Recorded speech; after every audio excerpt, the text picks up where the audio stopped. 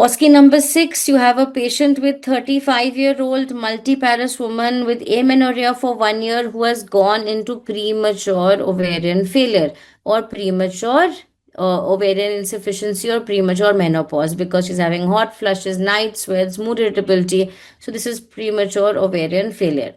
Which investigation will establish the diagnosis? Anyone? FSH. Very good, Tejaswini. So FSH is going to diagnose the condition. Which treatment would you like to start until what age? We will like to start her on HRT, and we usually give it till the age of natural menopause. Okay, so we will give it till the age of 45 to 50 years, the age of natural menopause. Name any 4 contraindications of giving HRT. So contraindications, I think I've listed them down here. Okay, so they're here. So if you have you have a woman who has, I'll write them down here. Women who has CA breast. Okay, women who has any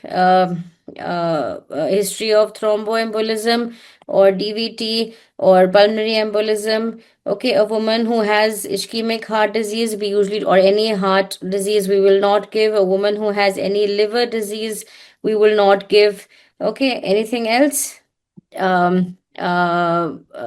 so yes, very good. If she has migraine with aura, you will not give.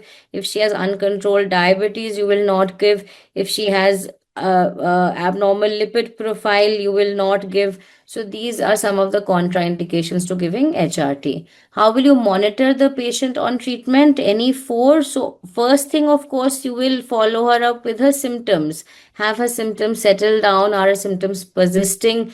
Whether she needs the dose of the HRT needs to be changed, that has to be checked. Secondly, you will get at the age of 35, you will basically evaluate her breast. You will do a clinical breast examination, an ultrasound breast if she's less than 40, and a mammography if she's more than 40, because estrogen is bad for the breast. We have to look at the breast.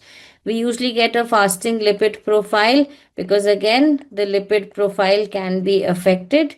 We will usually get a DEXA scan to see the although HRT is going to prevent osteoporosis, but we have to see that she is not developing osteoporosis. Maybe she needs additional medication to prevent osteoporosis. So a bone mineral density has to be done, and her heart status of the heart. So an ECG, an echo, a 2D echo, a TMT, basically a cardiology evaluation needs to be done. So these are some of the things we do when a patient is on HRT and comes to us for follow-up. Usually we call her every year